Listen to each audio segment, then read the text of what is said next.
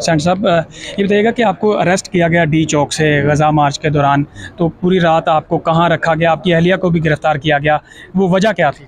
देखें, न सिर्फ मुझे अरेस्ट किया गया बल्कि मेरी अहलिया को, मेरे 15 साल बेटे को सुलेमान को, मेरे 12 साल बेटे उसको भी पकड़ा गया। अगरचे उसको गिरफ़्तार नहीं किया गया लेकिन पकड़ा गया, उसकी मोबाइल छीनने की कोशिश की गई और उसके साथ साथ हमारे तकरीबन कोई 25 कारकुनान को भी, वो सब मेरे दिल के टुकड़े हैं, मेरे बच्चे हैं, उनको भी गिरफ़्तार किया गया था, जिसमें ख़वातीन भी थी और मुख्तलिफ़ थानों के अंदर रखा गया। मुझे सेक्रेटरीट थाने के अंदर, कुछ को शालीमार के अंदर, कुछ को कहीं और पे रखा गया था, मुख्तलिफ़ जगहों पे।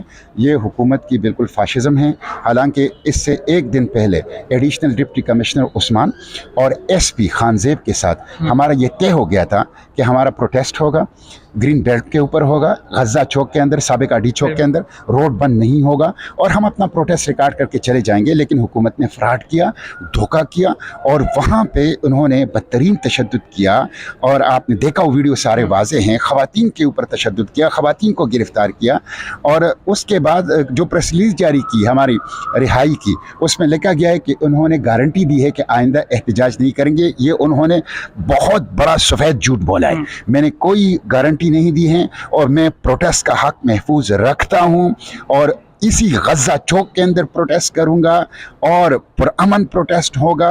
रोड हम बंद नहीं करेंगे। हमारी जो सेव गज़ा मूवमेंट है ये एक एपॉलिटिकल मूवमेंट है, ये सिर्फ गज़ा के लिए है, फ़लस्तीन के लिए है।